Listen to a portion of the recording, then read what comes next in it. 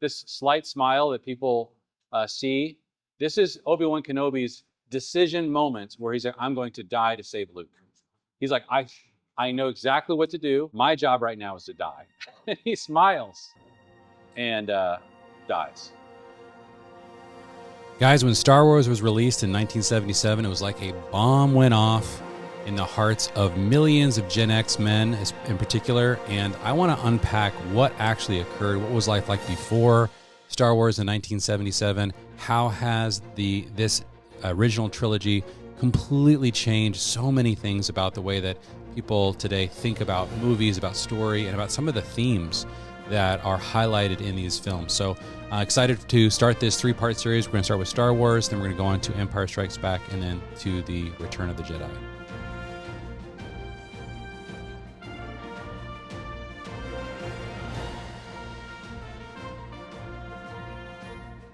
Star Wars delivered a set of concentrated truths to a famished generation. We're no longer famished for these truths, but I do think it's worthwhile for us to go back and like, okay, what was happening? And if you understand how strongly people reacted to this event, to these ideas, I think this gives us an inkling again to like, okay, what could be really real? What is real about these ideas? So we need to look at these 3 things: longing, destiny, and religion. All right, guys, we're going to start with longing. This is where we're going to go. We're going to look at this guy he's a moisture farmer, and he wasn't exactly excited about it. He had this really grumpy uncle who was raising him, Uncle Owen. We get introduced to Luke Skywalker in this scene where they're trying to buy some droids, and Luke Skywalker says the memorable line, For dinner. But I was going into Toshi Station to pick up some power converters. but I wanted to go to Toshi Station and pick up some power converters. And then Uncle Owen says, you can waste time with your friends when your chores are done. Oh, like every young man just like, what's going on? So he's like this whiny kid who wants to go and play with his friends, and his uncle wants to do chores. And the next thing we see is he's playing with toys, like, woo, you know? And so he's got this imagination that's kind of bubbling up.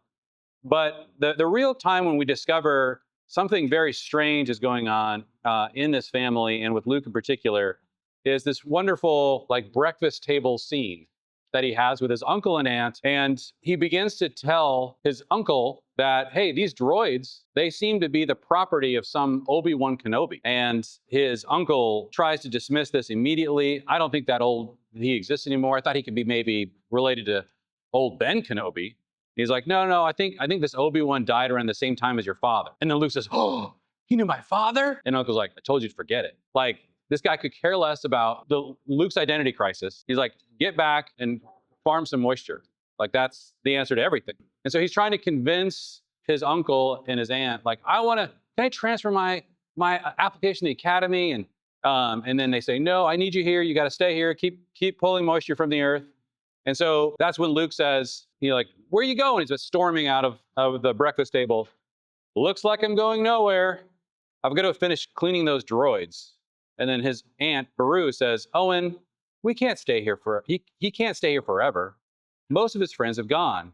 It means so much to him. Owen says, I'll make it up to him next year, I promise. Beru laughs. Look, Luke's just not a farmer, Owen. He has too much of his father in him. And Owen says, that's what I'm afraid of. One of the most difficult things ever to be as a young man who you're beginning to come into your identity, and that's being crushed by the authority people in your life. This is a very common experience for young men, and it causes them to have this experience. The experience is sort of like, am I trapped in the wrong world? His name is Luke Skywalker, not Luke Moisture Farmer. And so he's destined for something else. And that's kind of the hint there, that he belongs to another lineage, and that his father represents this other lineage that he's now being cut off from. And he can't quite figure it out. And so he gets really dreamy, and he looks into the distance at this binary sunset, and this scene, I think, summed up, and this is probably the moment where I realized when I was watching this, what made Star Wars so magical. And part of it was, you see the scene, you understand the conflict going on in this kid's heart, but then all of a sudden, you got the John Williams music, and it was that moment, in terms of weaving together beauty, This nails the idea of longing like nothing I'd ever seen before. So, and something woke up in the heart of millions of Gen X young men. They're like, what was that? Like that, there's something true, and I don't know what just happened to me. Now, what is going on? What is waking up inside of these young men who are watching Star Wars and saying, oh my gosh, am I trapped in the wrong world? Right? Like, and the best word I know for what to describe this is longing. Like, like I sense there's something more to life, something more to what I'm built to be or do. And my favorite quote about this idea of longing, C.S. Lewis, who felt this very deeply as a young man, describes it in his biography. And then later says, if I find myself in myself a desire which no experience in this world can satisfy, the most probable explanation is that I was made for another world. I think that's so profoundly true. What is going on inside of Luke Skywalker is he's like, I know I'm not meant to be a moisture farmer. Why? Well, because I'm feeling something when I look at this binary sunset. I feel like I'm not in the right place. I need to be somewhere else. So it wakes something up inside of him. And so that's why the question that this really pulls out of us is, do you ever feel like you're trapped in the wrong world living someone else's life? And I think this is both a really important and dangerous thing to wake up inside of somebody, right? But that's kind of what this movie really pokes really strong in the first 30 minutes of the movie. Now there's going to be layers of what he's doing here. The first layer is longing. The second layer, and each one surprised me more, I would say, and as seeing this in a sci-fi movie. But the second one is this thing called destiny. Lucas is really obsessed with this idea. So destiny is the idea that there is some greater plan that actually exists in the universe that you get caught up in, and that you have a very special role to play in that plan, and that you must play that role. That role was somehow designed or almost written for you. And do you guys see the connection between longing and destiny? Because the idea here is, what good is it to wake up somebody's longing if what you really should do is just be a moisture farmer? Probably better just to let sleeping dogs lie. But what if you have a greater destiny? Or what if your destiny is to take down an evil empire and you're a moisture farmer? Like, I need something to tell me that I'm on the wrong path. And so this starts to unlock in the story of Star Wars when Luke encounters this old hermit named Ben Kenobi. And so Ben Kenobi starts to talk to him about this thing called the Force. He starts to tell him about his father. He gives him a lightsaber that belonged to his father and was meant for him. And he says this line, you must learn the ways of the Force, right? And basically, Luke, when he says the line, he says, and become a Jedi like my father, right? This was what Obi-Wan is the one saying, that's your uncle talking. Your uncle doesn't understand your destiny. I get your destiny. And so the big question that we're trying to understand is, how can we learn from Luke about how to find our destiny? Like, is there something in this story? And I think that's part of why a lot of the young men who were obsessed with Star Wars, it wasn't just that it woke up a longing, it was that it seemed to suggest that there was a way to figure out what this mysterious destiny might be. And there's a few ways that his story starts to unpack this. One is through names.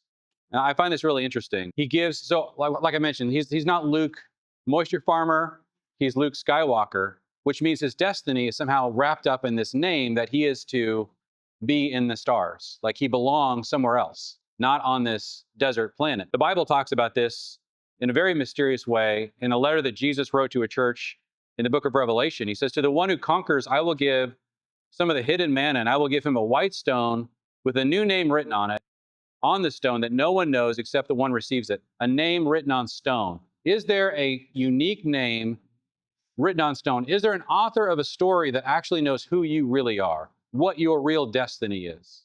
And this is why Jesus is saying, look, I want you to overcome, telling this church that's about to go through a terrible persecution, I know who you are, and I've written your name on a stone, and it is fixed. Who you are is fixed, and it's beyond anything that you personally know right now.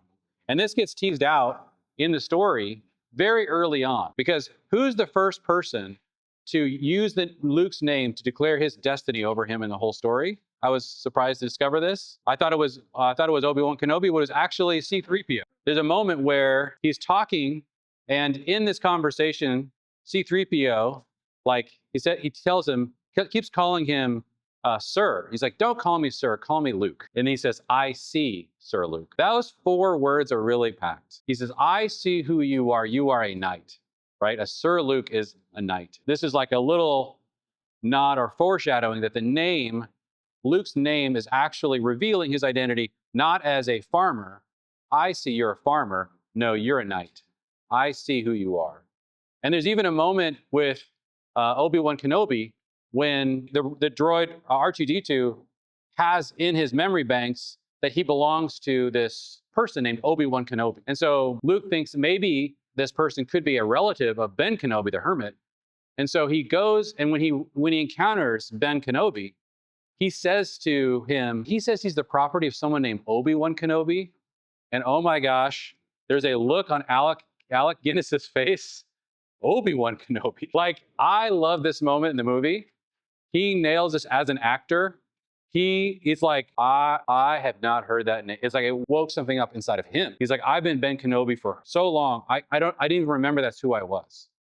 Obi-Wan Kenobi was the name that Ben Kenobi went by as his real name when he was this Jedi warrior during the Clone Wars, right? This was his real name. And Alec Guinness, like, I just feel like in that moment, yes, names wake up identity. So this is one of the things that happens in the movie, is that sometimes what you need is a new name. Jesus, of course, does this to Peter.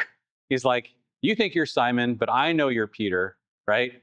Which means Rocky, in their language. So oftentimes we need a new name. Sometimes you're walking around and you need your destiny to be revealed to you, either through your name or through a new name. This idea of destiny, I think, is unpacked much more in the story of Obi-Wan and how his story arc in the movie sort of climaxes.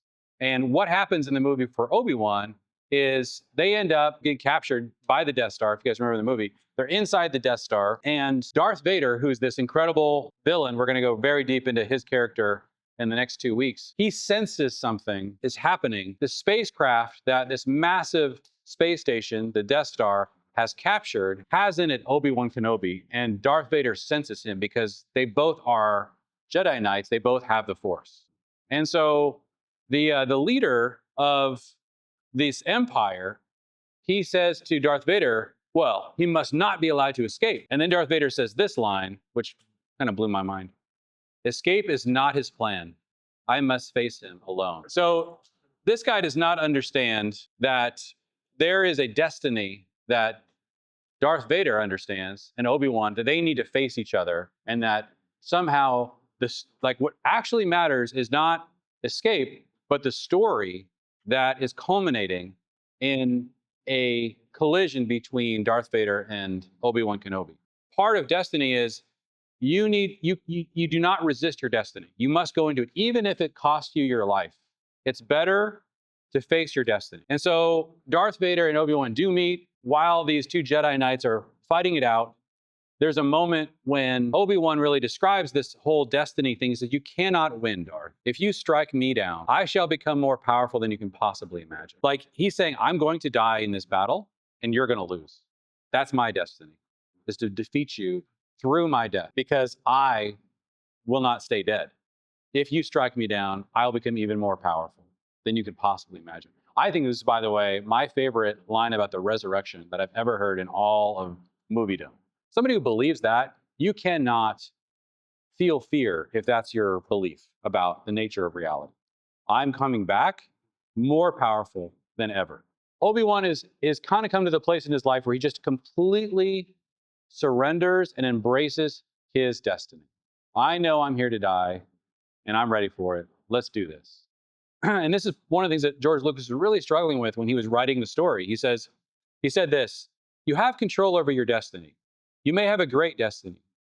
If you decide not to walk down that path, your life might not be as satisfying as if you wake up and listen to your inner feelings and realize what it is that you have a particular talent for and what contributions you can make to society. So part of what George Lucas believes, his kind of belief system, is that you discover your destiny by, like, tapping into your feelings, and your feelings kind of lead you down this path where you discover what makes you uniquely great as a person.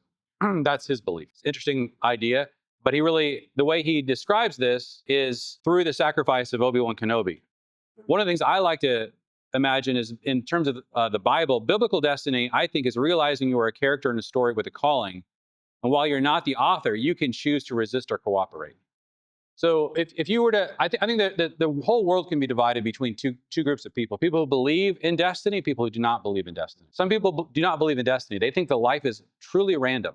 Like, I could be anything or nothing and it won't matter. And then the world ends and there's no real meaning in life. Okay? There are other people who believe that no, we exist inside of a story and we are characters in that story, written into the story, not by ourselves, but by a greater author. And our greatness in life or our failure in life is really a function of whether or not we choose to embrace the story that has been written for us. That's the idea of destiny. Does that make sense? These are such different ways to live.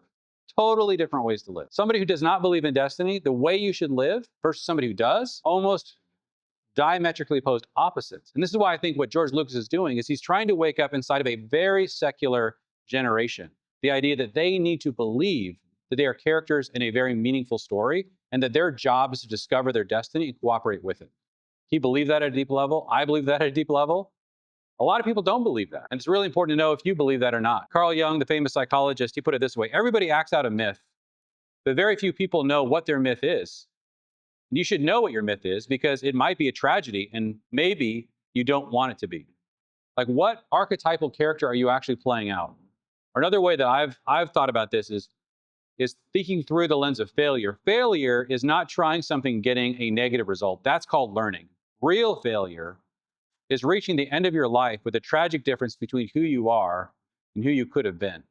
One of the real dangers of believing in destiny is if you believe in destiny, that means that someday you're going to stand before God and he's going to say, oh, I had all of this planned for you, but you chose this. Oh, could you imagine that moment? Could you imagine standing before God and him revealing, like, I had so much more planned for you. What were you doing? Like, let me play for you the movie that I had planned for you. Like, I had a great destiny for you and you chose something else. This is why I think one of the most dangerous things to believe is that to try something and fail is some kind of tragic event. It's not. The tragic event is dying and watching the movie of what your life could have been and discovering that you decided for personal reasons to resist everything God had given you to do, every great thing that he wanted to accomplish through you. And this is why, if this is true, if we do have a destiny, then wow, we need to fulfill it.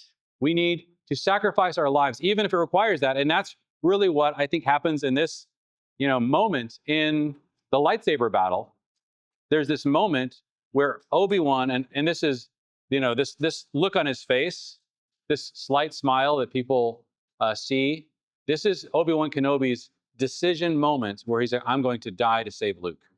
He's like, I know exactly what to do. My job right now is to die. He smiles, turns off his lightsaber, and dies. So that's his destiny. And that's the moment where I think we start to understand what Lucas was trying to describe. So do we have a destiny? Should we surrender our lives to our destiny? This movie's asking that question. You guys see how deep these questions are? This is why I love this movie. It's like, oh my gosh. There's one more step in this journey that happens in this movie. And I'm just going to call this the Star Wars path, right? So we started with, you feel this longing, right? The next thing is he discovers his destiny. Like, he goes on a journey to discover his destiny. There's one more step that this movie makes that I think no sci-fi movie almost ever makes. This is so unusual for sci-fi, but he makes it: embrace religion as the path for how you actually fulfill your destiny. George Lucas, he wanted this. And this really surprised me. He saw religion as power. And one of the things he was very upset about was a generation was becoming increasingly secular, and he said it'll destroy their whole ability to live a meaningful life. They must re-embrace religion. He believed this deeply. Now you see this, of course, this moment. I love this moment as well in the movie where you first see Obi-Wan using the Force to try to speak to these stormtroopers. Ben Kenobi uses the power of the Force. So one of the things that I find really interesting about the way that George Lucas is wrestling with religion, I want to give you guys a few of the insights that he had that I think were really helpful. This is George Lucas. I put the Force into the movie in order to try to awaken a certain kind of spirituality in young people. More a belief in God than a belief in any particular religious system. So he was very excited that various religions were using Star Wars as an illustration for why religion is so important. Now, when I read this, I thought, well, was George Lucas against the idea of organized religion? That's kind of where I kind of took that. Like, is that what happened? In an interview that he does with Bill Moyers, he actually talks about this. I wanted to kind of tease out for you guys what he says. So Moyers asks George Lucas, young people in particular are turning to movies for their inspiration, not to organized religion. And George Lucas's response to that was, well, I hope that doesn't end up being the course this whole thing takes, because I think there's definitely a place for organized religion. I would hate to find ourselves in a completely secular world where entertainment was passing for some kind of religious experience. You need to be guided. He didn't just put the Force, but he also put the Jedi Knights, the training, a lot of the stuff we're going to talk about next week, a lot of stuff that's unpacked in The Empire Strikes Back. But I really appreciate his insight here. Even though George Lucas never himself became a Christian, he certainly believed that there is something terribly tragic about becoming an atheist. He was very anti-atheism. Talks about this a lot. People need to believe in God and they need to follow their faith. And without that, this whole idea of meaning and destiny will be disrupted for a whole generation. And so what he puts in his movie, in Star Wars movie, is this process of faith training. So this moment where they're on the Millennium Falcon and Obi-Wan Kenobi is trying to help wake up inside of Luke his ability to feel the Force. And the way you feel the Force is you have to have faith.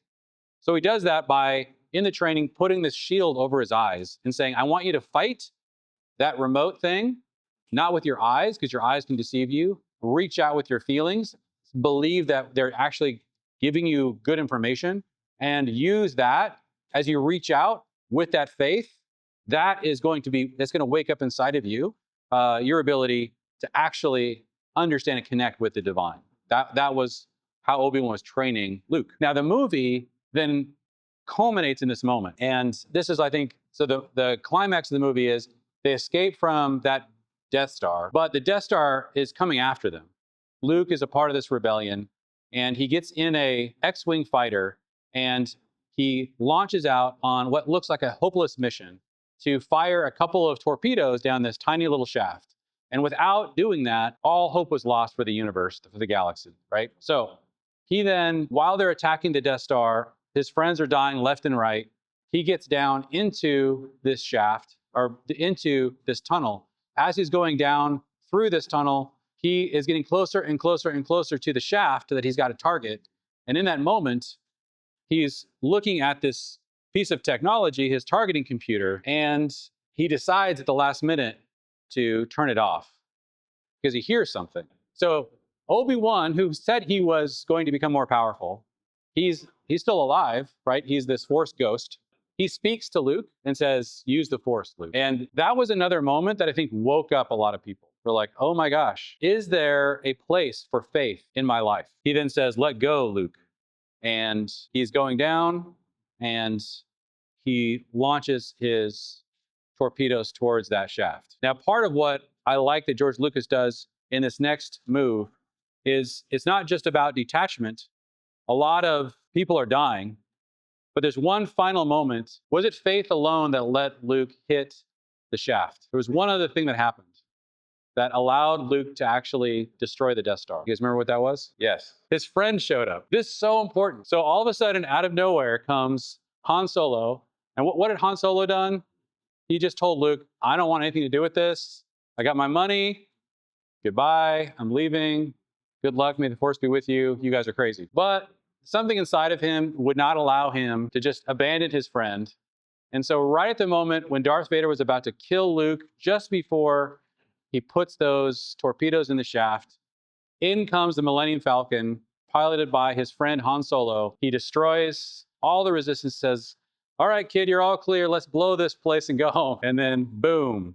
So there's actually, now that moment is not teased out as much in this movie, but really teased out in the next movie. So we're going to look at this in detail next week. But just to kind of summarize what we've been looking at, are your longings a guide to your destiny? Yes, do we need faith and religion to guide us to unlock our destiny? Hey guys, if you really enjoyed going through that series on Star Wars, we have so many more stories we're going to unpack. So We are a group of storytellers who are really enjoying unpacking these stories, especially in person. So if you live in the Cincinnati area, go to storychapelcincy.com and you can see where we're going to be meeting. We're also on Instagram. We'd love to meet you in person and have you interact with us and be part of the discussion as we dive into more stories.